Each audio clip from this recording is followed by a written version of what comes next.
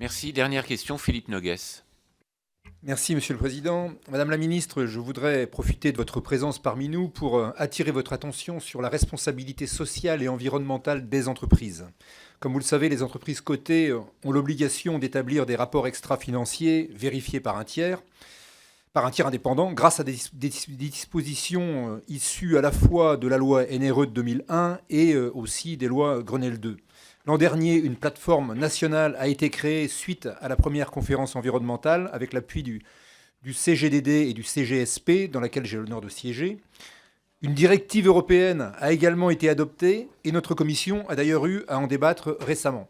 Enfin, une proposition de loi sur le devoir de vigilance des entreprises vis-à-vis de leurs filiales et sous-traitants a été déposée par 4 groupes politiques à l'Assemblée nationale.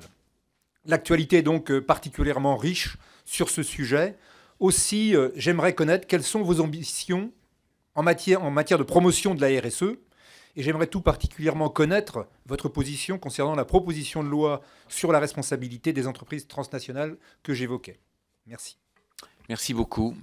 Eh bien, Philippe Noguès, donc sur la responsabilité sociale et environnementale des entreprises, moi je suis tout à fait prête à travailler avec vous sur la proposition de loi que vous avez évoquée, enfin, cette responsabilité transnationale, au sens où en effet il peut y avoir des conditions de concurrence déloyales dès lors que cette responsabilité sociale et environnementale n'est pas équitablement intégrée.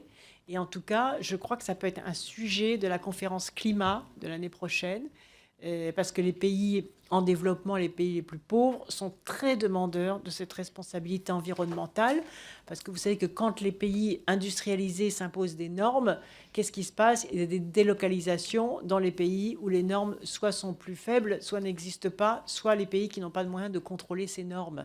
Et donc cette exportation de la pollution, qu'on a vu par exemple avec les transferts internationaux de déchets dans des bateaux poubelles qui jettent les déchets dans les océans, par exemple, doit faire l'objet d'une grande vigilance.